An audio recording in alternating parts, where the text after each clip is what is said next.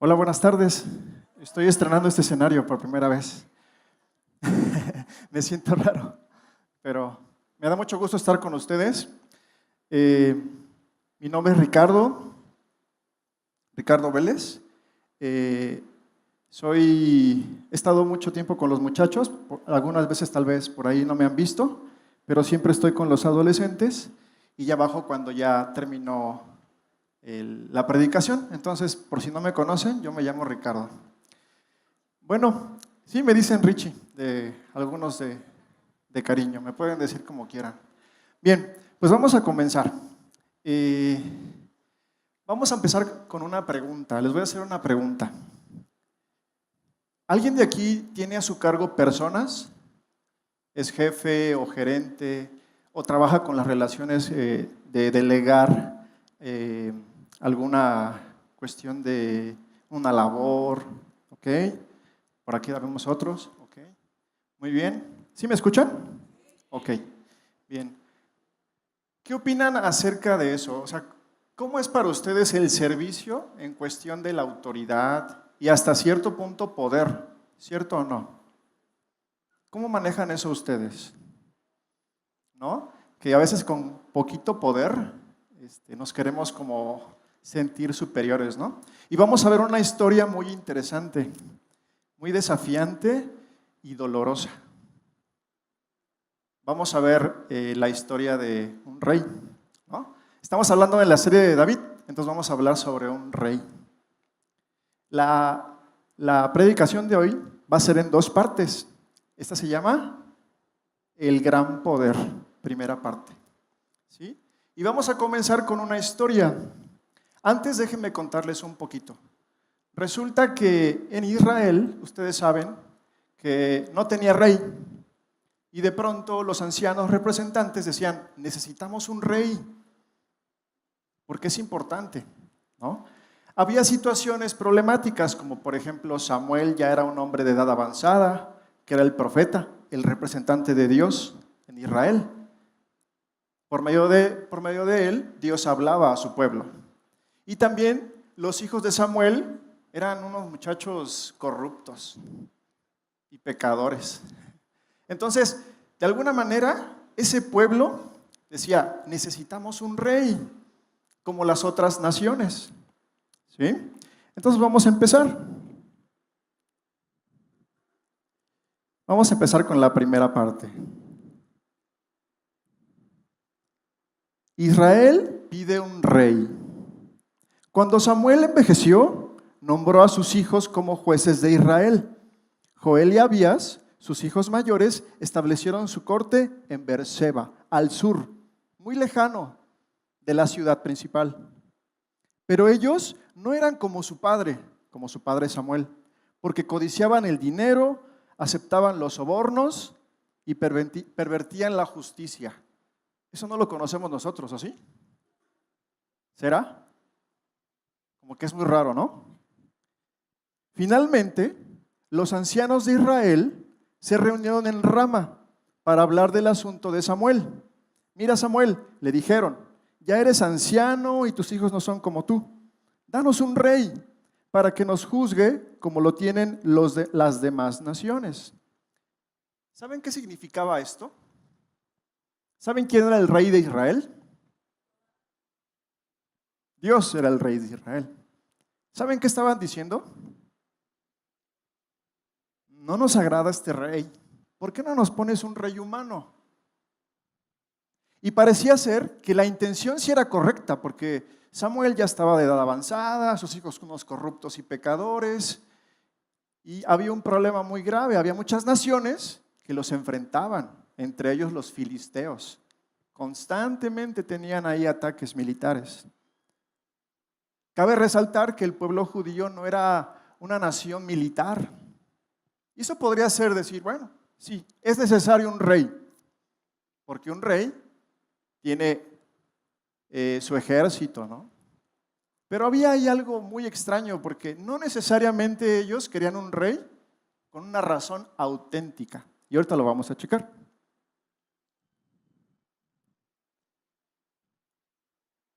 Dice el versículo 8:19. Primera de Samuel 8:19 al 20 dice así. Sin embargo, el pueblo se negó a escuchar la advertencia de Samuel. Aún así, todavía queremos un rey, dijeron ellos. Nuestro deseo es ser como las naciones que nos rodean. El rey nos juzgará y será nuestro líder en las batallas.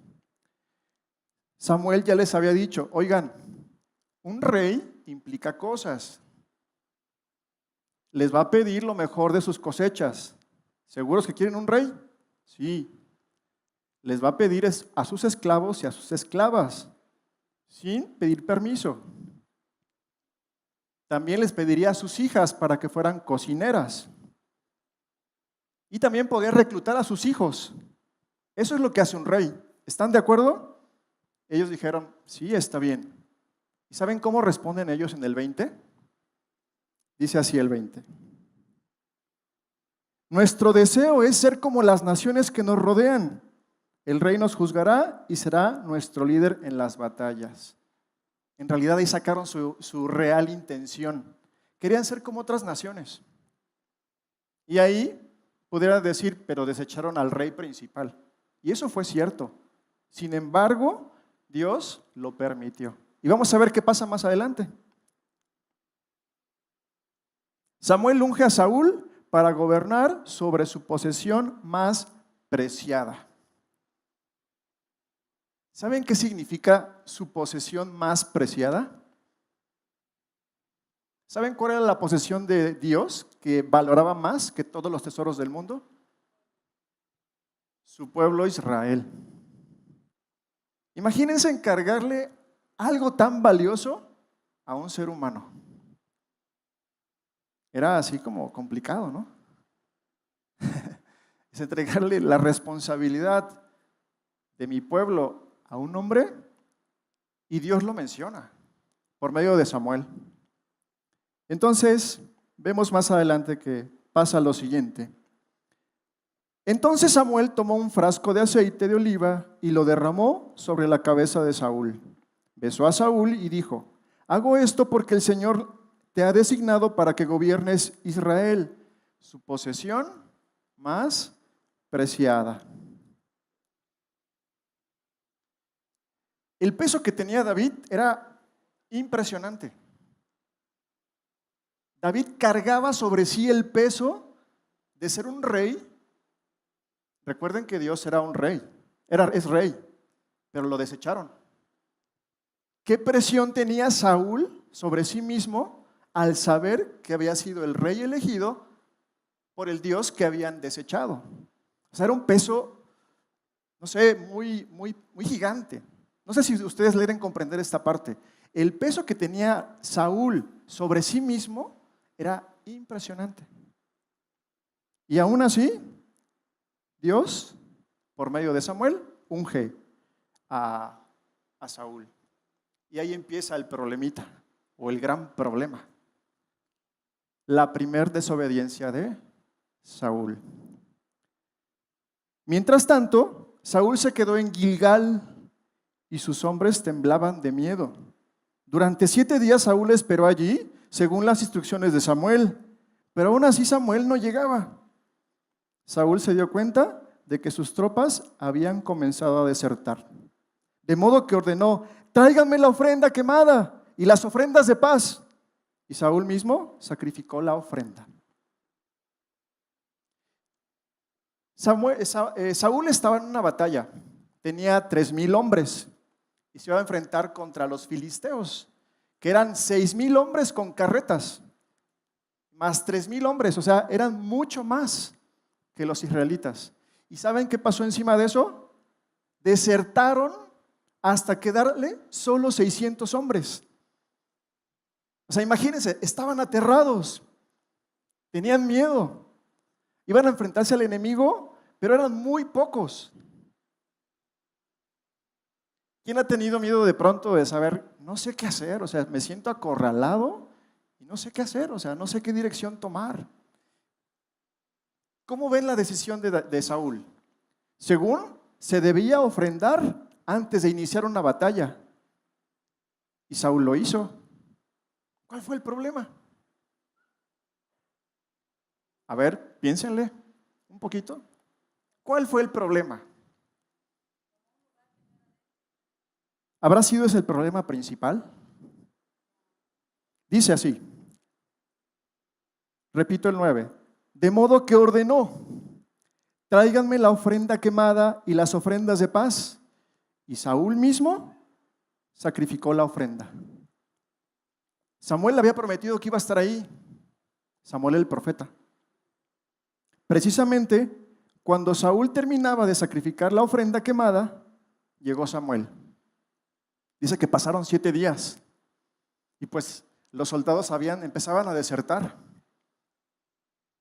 Y Saúl estaba aterrorizado. Podríamos decir que era cobarde, pero la verdad yo creo que haría lo mismo. Y después dice que después de sacrificar la ofrenda quemada, llegó Samuel. Saúl salió a recibirlo, pero Samuel preguntó, ¿qué has hecho? Saúl le contesta, vi que mis hombres me abandonaban, que tú no llegabas cuando prometiste y que los filisteos ya están en Micmas, listos para la batalla. Tú no llegabas, tú prometiste que ibas a estar ahí y no llegaste. ¿Cuál era el problema? Así que dije, los filisteos están listos para marchar contra nosotros en Gilgal y ni siquiera yo he pedido ayuda al Señor, de manera que me vi obligado a ofrecer yo mismo la ofrenda quemada antes de que tú llegaras.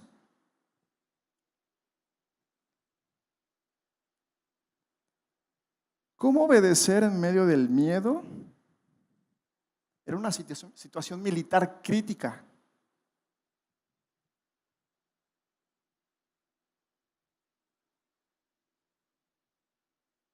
Samuel le dice algo más adelante, vamos a verlo ahorita. Pero me gustaría que reflexionaran un poquito en esto, ¿no? Porque de pronto vemos a Saúl y decimos, pues yo haría esto. Pero estaba en una situación terrible. No se imaginan los soldados filisteos. Descuartizaban, ¿no? Su ofensa podría haber parecido trivial o insignificante, pero involucra una pregunta fundamental para el primer rey de Israel. ¿Saben cuál es esa pregunta? ¿Se sujetaría el nuevo rey al profeta? ¿Se sujetaría el nuevo rey a la orden de Dios? Recuerden, Saúl tenía un encargo muy importante, un peso sobre él impresionante. Después vamos a ver qué error cometió Saúl, pero ¿qué problema había con esta situación?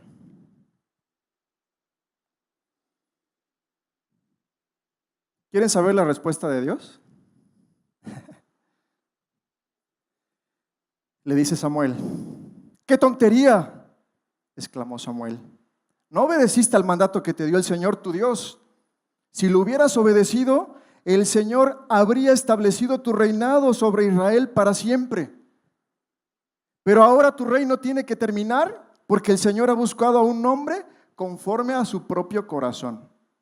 El Señor ya lo ha nombrado para ser líder de su pueblo, porque tú no obedeciste el mandato del Señor. ¡Pum!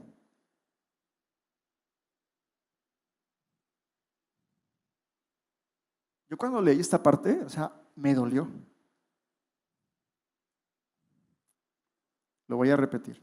Pero ahora tu reino tiene que terminar, porque el Señor ha buscado a un hombre conforme a su propio corazón. El Señor ya lo ha nombrado para ser líder de su pueblo, porque tú no obedeciste el mandato. No sé si Saúl sintió que el corazón se le hacía pedazos en ese momento, pero decía, el Señor ha buscado otra persona. No se lo dice su jefe, ¿no? Se lo dice Dios. ¿Qué creen que experimentó Saúl? Hace un año me inscribí a una maestría Hice muchos procesos para quedarme y todo, ¿no? Hay mucho gasto. Y yo esperaba la noticia. Y me llega la noticia por correo. Y me dicen que no fui seleccionado. Debo confesar que sentí que mi corazón como que se aplastó un poquito. Y era una noticia insignificante, ¿no? O sea, podría estudiarlo más adelante o ver la forma de intentarlo nuevamente. Pero sentí ese dolor. ¿Ustedes han sentido un dolor cuando reciben una noticia así? O sea, como que el corazón se les aplasta, ¿no?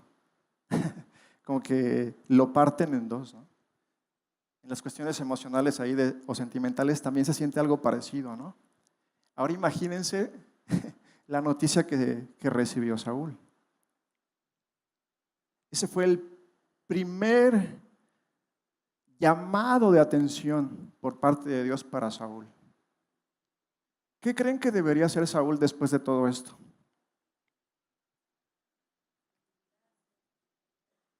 Ustedes cuando les pasa esto, ¿qué es lo primero que hacen?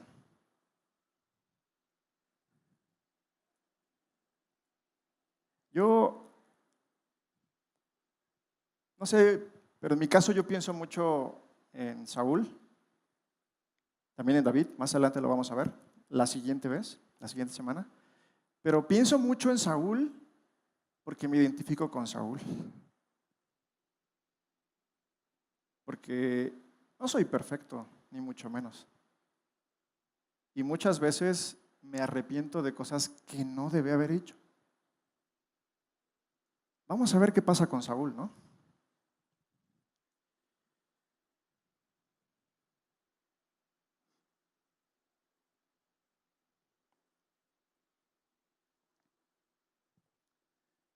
Saúl no quiere recibir otra reprimenda. Así que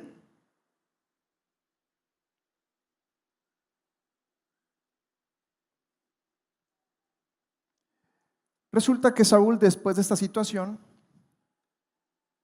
siguen en la misma batalla y capturan al ganado del pueblo enemigo, sus propiedades, y los soldados empiezan a comer la carne de este ganado que capturaron. Pero Saúl dice, no, no la coman porque tiene sangre. Esperen a que sea sin sangre para poder comerla y sacrificarla. ¿Cómo ven este pensamiento de Saúl? Saúl no quiere recibir otra reprimenda. Así que dice, no, no, no, hay que hacerlo como Dios dice. ¿Saben qué estaba pasando con Saúl? ¿Qué es lo que no notan aquí? ¿Notan que Saúl buscó a Dios? Lo que hace es hacer un sacrificio. Y les quiero dejar ahorita pendiente en esto para que lo conectemos con lo que sigue.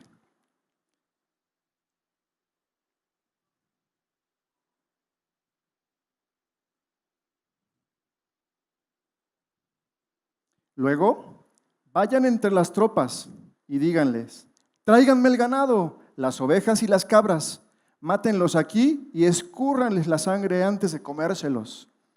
No quemen contra el Señor al comer carne que aún tiene sangre. Así que esa noche las tropas llevaron sus animales y los mataron allí. Podríamos decir, Saúl ya aprendió. Ya no va a volver a hacer lo mismo porque ya sabe lo que significa. ¿Qué no estaba entendiendo el rey Saúl?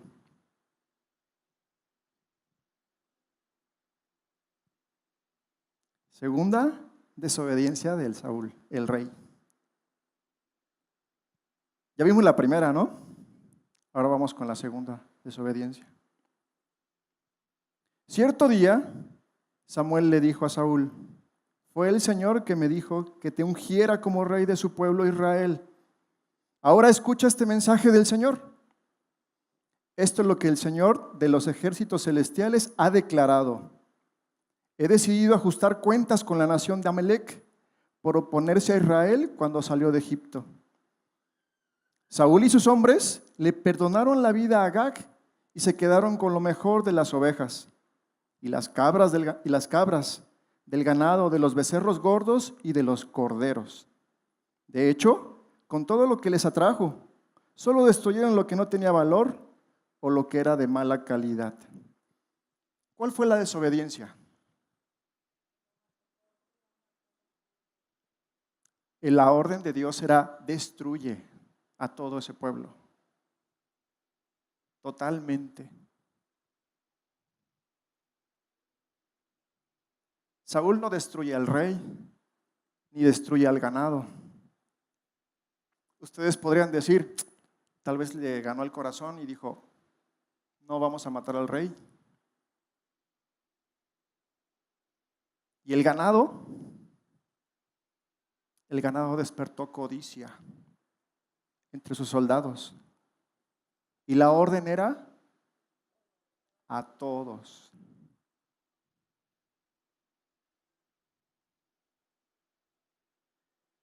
Seguramente Saúl también tuvo por ahí codicia con el ganado. Significaba mucho dinero. ¿Por qué dejó al rey vivo? Miren, en esta época contemporánea no podríamos entenderlo del todo. Y yo no podría explicarlo del todo aquí. Pero cuando Dios le dice a Saúl y le ordena esta ejecución, no había que dudarla. Tal vez Saúl quería hacer una negociación con el rey, porque este pueblo había lastimado mucho al pueblo de Israel constantemente. Mataba a sus mujeres, a sus niños.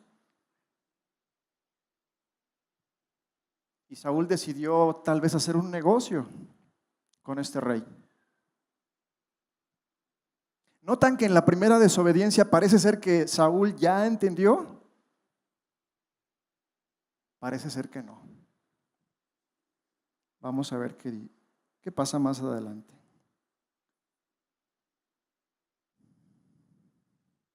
Esto es lo que el Señor de los ejércitos celestiales ha declarado. Ha decidido ajustar cuentas con la nación de Amalec por oponerse a Israel cuando salió de Egipto. Saúl y sus hombres le perdonaron la vida a Agag y quedaron con lo mejor de las ovejas y las cabras, del ganado, de los becerros gordos y de los corderos. ¿Cómo será la nueva respuesta de Dios?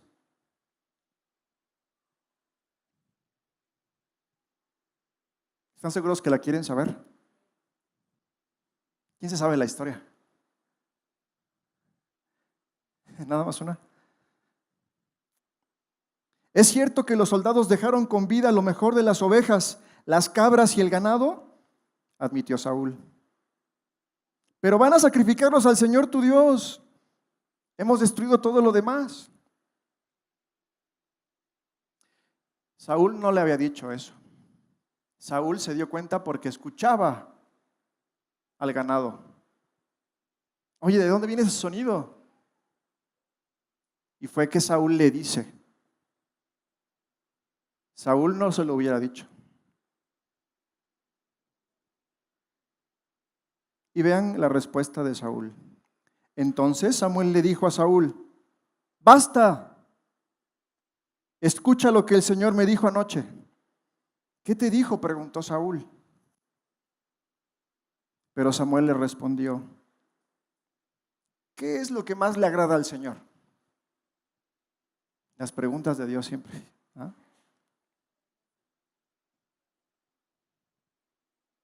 Recuerden, el peso que tenía Saúl sobre sí mismo era tener a un pueblo, la posesión más hermosa de Dios, más valiosa.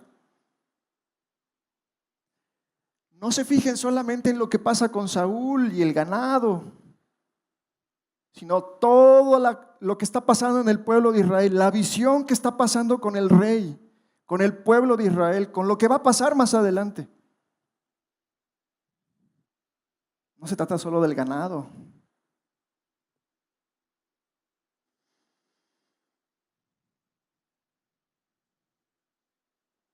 Así que, por cuanto has rechazado el mandato del Señor, Él te ha rechazado como rey.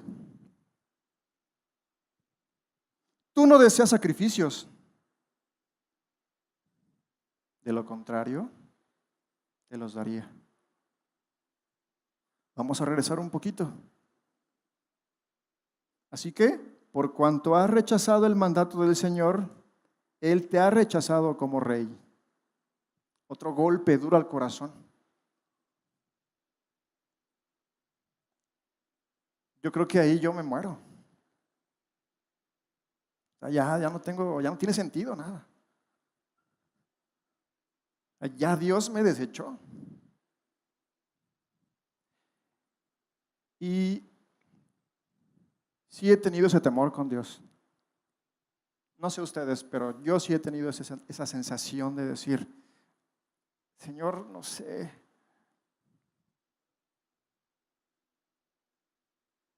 Saúl todavía dice, pero sí los íbamos a sacrificar. Sí lo íbamos a hacer, de verdad. Los íbamos a sacrificar a Dios. Ese no era el mandato.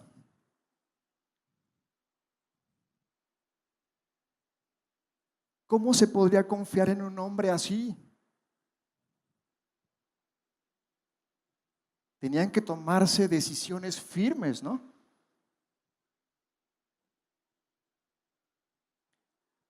Samuel o Reyes no mencionan que Saúl haya tenido una relación con Dios. No lo menciona. Y en la historia aquí que vemos con Samuel, tampoco.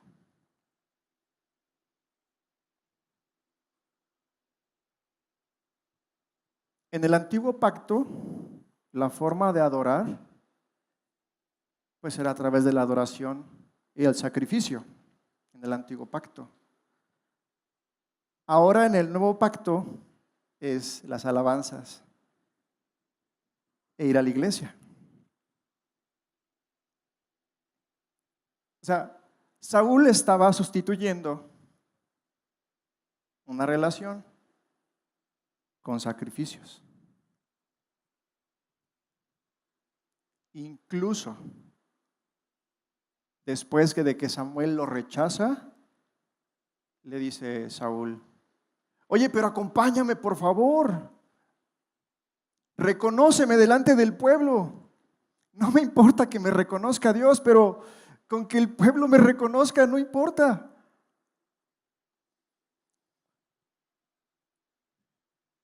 No quiero meterme en el corazón en la cabeza de Saúl. No sé qué estaba pensando.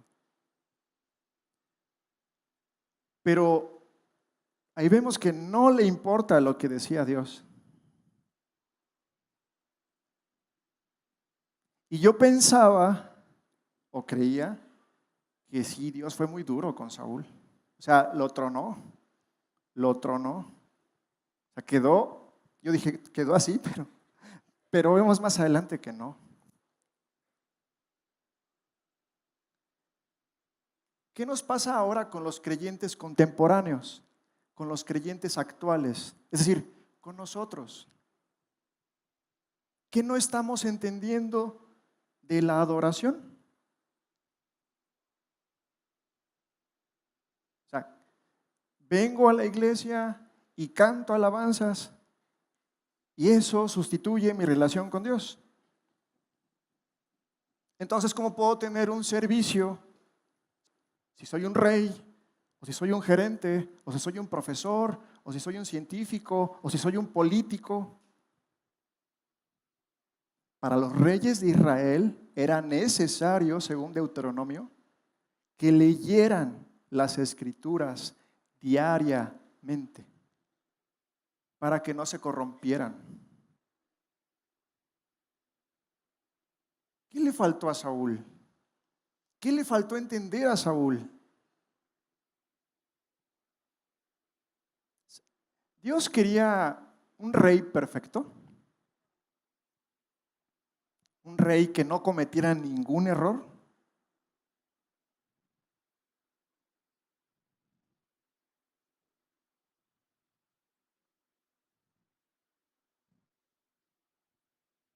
¿Qué tipo de rey quería Dios?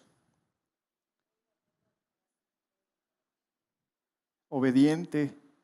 Otra cosa, humilde. Otra cosa, valiente. Yo a veces soy muy cobarde.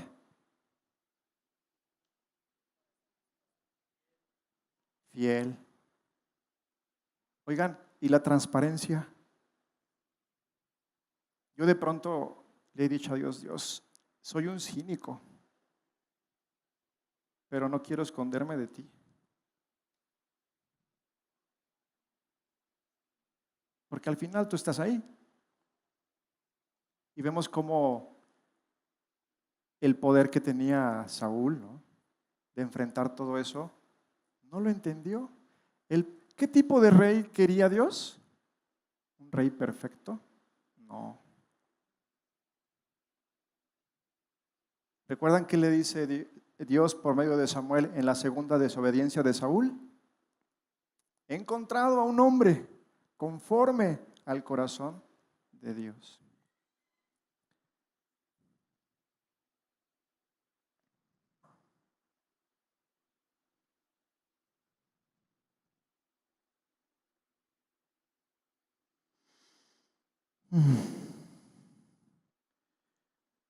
El Salmo 51, 16, 17 dice así: tú no deseas sacrificios, de lo contrario, te ofrecería uno. Tampoco quieres una ofrenda quemada. El sacrificio que sí deseas es un espíritu quebrantado. Tú no rechazarás un corazón arrepentido y quebrantado, oh Dios. ¿Qué hubiera pasado si Saúl lo hubiera reconocido?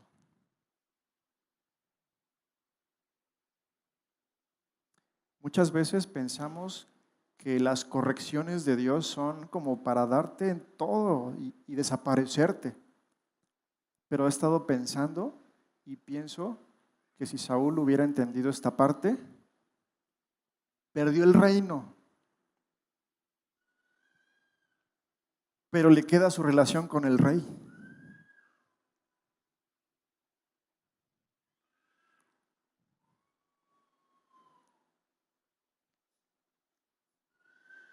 La intención es, no puedo ocultar nada con Dios.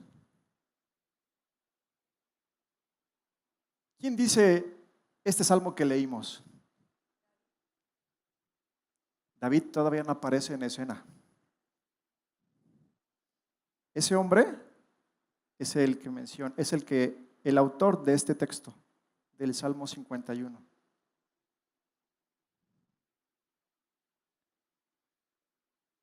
¿Saben qué pasaba con Saúl? No conocía a Dios, no tenía una relación con él.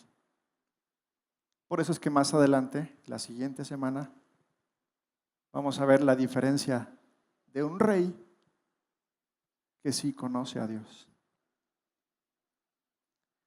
Señor, gracias por este tiempo. Gracias porque eres paciente. Has sido paciente conmigo. Has tratado también con mi corazón. Has sido bueno. Y solamente por el sacrificio de Jesús es que yo he permanecido. Yo te pido por mis amigos, mis hermanos que están aquí y que aún no lo entienden. No es porque yo sea mejor, ni mucho menos, Señor, de dónde he salido. Pero también te pido que tú tengas misericordia de aquellos que están en un punto como Saúl y que prefieren hacer sacrificios en lugar de tener una relación contigo. Por favor, Señor, en el nombre de Jesús, te pido que tú traigas bendición a esta comunidad, a esta iglesia, por todos aquellos que sirven en cualquier área en la escuela, en las empresas, en la política, en la ciencia, en las artes. Señor, porque tu plan es maravilloso. Gracias por ser bueno con nosotros. En el nombre de Jesús. Amén.